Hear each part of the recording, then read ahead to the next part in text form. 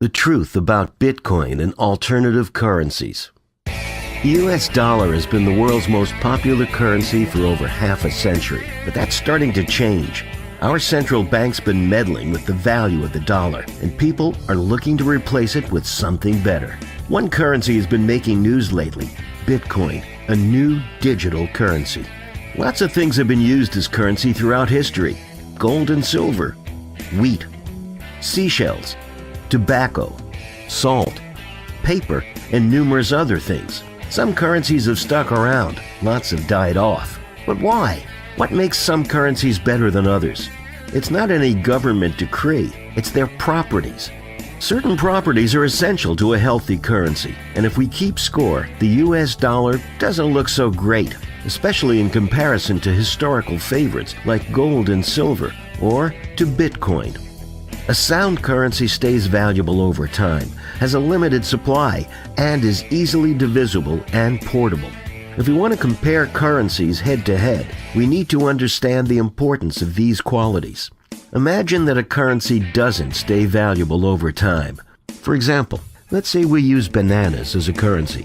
Well, bananas have a lifespan. They eventually rot. A large store of savings in bananas would eventually turn to mush, and nobody wants to trade rotten fruit with each other. The US dollar doesn't rot, but thanks to the central bank, it's lost about 95% of its purchasing power in the last 100 years.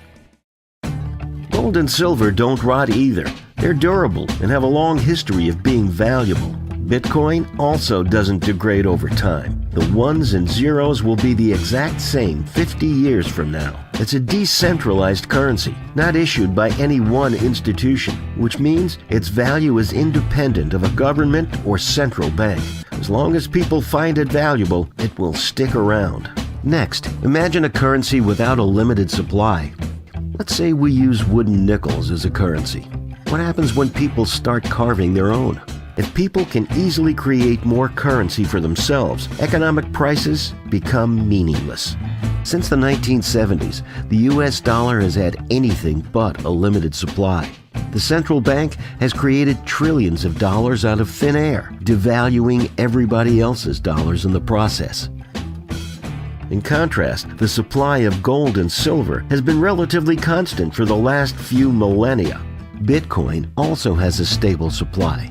In fact, at any given time, we know almost exactly how many exist and at what rate they will be produced in the future.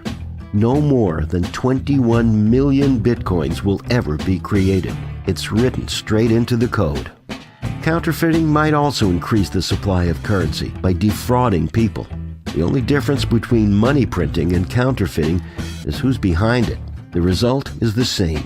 Fortunately, it's difficult for citizens to counterfeit US dollars, gold, or silver. But what about something digital, like Bitcoin? It uses mathematical cryptography and a public ledger called the blockchain to make it impossible to counterfeit. Picture a currency which does not divide easily. What if cows were used as a currency? How would you pay for something like a loaf of bread?